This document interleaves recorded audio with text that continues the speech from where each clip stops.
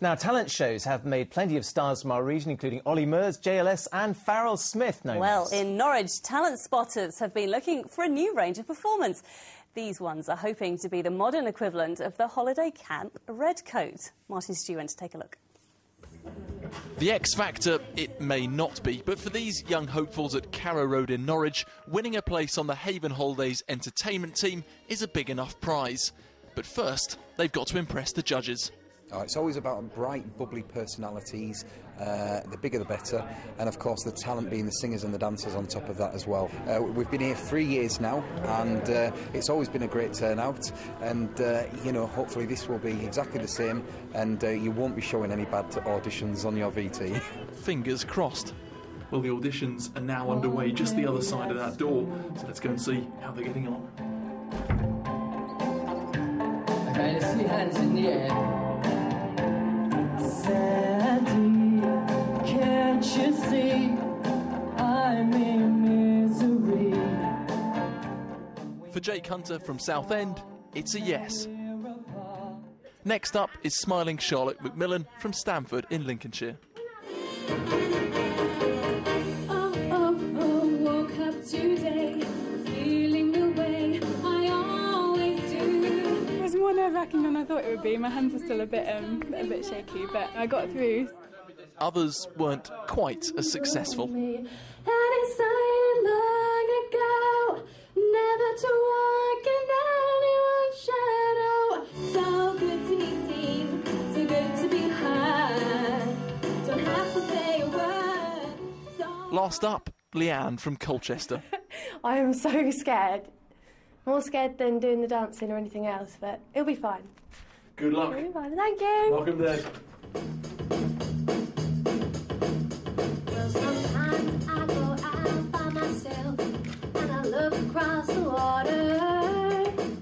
So the judge's verdict? Well, the singing still needs some work, but for personality and poise, she's in. Martin Stew, Anglia News, Norwich. I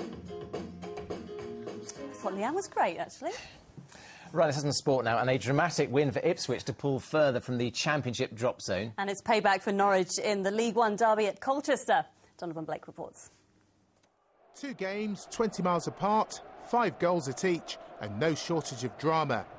At Colchester, Paul Lambert was dubbed the pantomime villain by some reporters, but to Norwich fans he's anything but. His hero status rose to new heights, while the players under his charge delivered a result which erased the memory of that heavy opening day defeat to Colchester. At least the rivalry was friendly between these 2 young supporters. 4-year-olds Georgia Bayliss and Kai Rhodes are neighbours from Wivenhoe in Essex. They were part of a record crowd of more than 10,000 at Colchester's new stadium, but there was little joy for home fans as Norwich adapted to the soggy conditions much better than their hosts. Chris Martin's first half goals were followed by 3 more after the break. Gary Docherty, substitute Ollie Johnson and Grant Holt the scorers. Colchester came out pretty strongly, which we knew they would. The crowd were up for it, as everybody knows, and we weathered that a little bit, and we took control of the game. They've been absolutely terrific all season, and you get a game where you give away 4 goals, and against a team like Norwich you can't give away 4 goals. So Norwich's upward progress in League One continues at Colchester's expense, while there's a setback for Southend, who couldn't contain former Ipswich striker Jordan Rhodes at Huddersfield. 2 goals for him, Scott Spencer getting the Shrimpers consolation. At Ipswich, their championship game with Coventry looked to be heading for a home win as they turned a 1-goal deficit into a 2-1 lead. Stern John and Jack Colback scoring either side of half-time. Then Richard Wood snatched an equaliser for Coventry with 6 minutes of stoppage time played. A draw, everyone thought, but Ipswich were not finished. And 12 seconds later, Pablo Cunyago chipped in a dramatic winner. To react after, again, a hammer blow, obviously it's good to get to 3 points, but I think mentally it's a lift for everyone at the football club. Meanwhile, things are looking grim for Peterborough as they fight to stay in the Championship. 2 players sent off at home to Derby, who ran out 3-0 winners. Donovan Blake, Anglia News. Now, the Essex cricketer Alistair Cook has been selected to captain England on their upcoming tour of Bangladesh. Cook will replace Andrew Strauss, who's being rested. He'll captain England in 3 one-day internationals and 2 tests starting next month.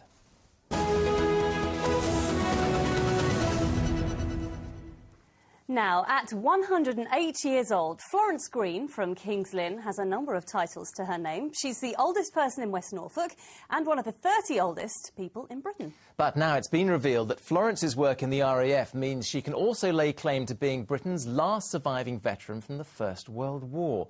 Rhianna Mills has this report. Henry Allingham and Harry Patch were the faces of a generation of veterans from the Great War that this country had said a final goodbye to, until researchers discovered Florence Green in King's Lynn. Weren't you all smart? Look at your uniforms. They were very nice, very comfortable too. Were they? Yeah. At 108, the memories don't always come easily, but pictures of her time in the Women's Royal Air Force soon bring on the stories. Narborough, yes. Yeah.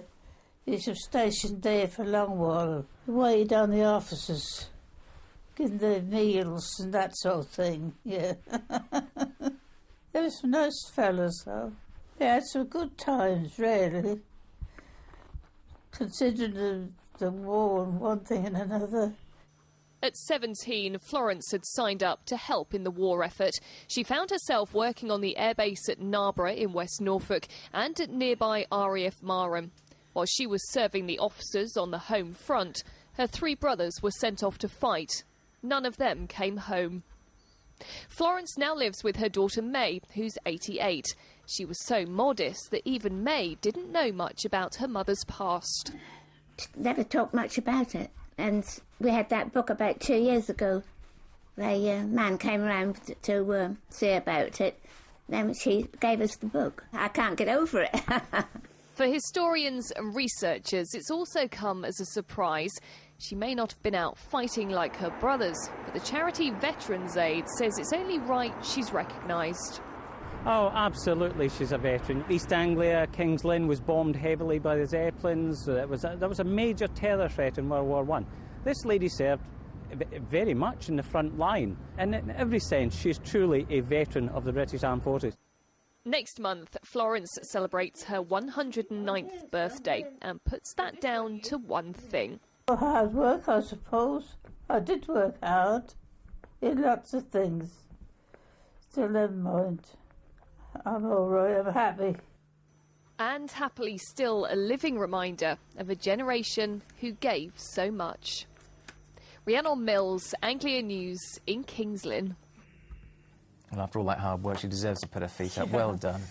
Now, earlier in the programme, we asked for your comments on the growing number of potholes on our roads. Well, you've certainly wasted no time in getting in touch. Here are just a few of your thoughts. Thank you, Paul H. in Hemsby, for contacting us. Why do I pay my road tax? Surely that money is for maintaining the roads. Here's another. We live in a little village on the Herts-Essex borders. Our roads are terrible. They've not been repaired since the last downfall. It's shocking. That's from Lisa Law in Langley Upper Green. Trevor Goodfellow in Thurston writes, I guess sloppy and cheap road repairs are ultimately to blame. Why can't the council claim repair costs from the original contractors? Interesting thoughts there. Thank you very much for that. We're going to have to leave it there, but as ever, thank you very much indeed for all of those. If you do want to get in touch with us regarding any subject you think deserves our attention, then do. It's all on your screen there. It is the usual email. We look forward to hearing from you. Well, we've got the weather up next, but first, here's what to expect on the national news in just a couple of minutes. Stories are coming up shortly. Now, it almost felt like spring yesterday, didn't it? You were out and about, weren't you? I was on the North Norfolk coast, but even driving into work today, I just thought spring is around. Look, I bet we're going to get snow next week now we've said that. We can't, can we? I just sense those daffodils will be poking their heads out. We're halfway through winter. No. Spring's on the way, which is great. Right, let's catch up with that spring-like report. Here's Amanda. Oh, no, maybe if we just keep saying it's going to be spring-like, it won't happen. No, you're talking it up. It's all his fault. Blame him. See you Thanks tomorrow. for watching this evening. Bye. Bye.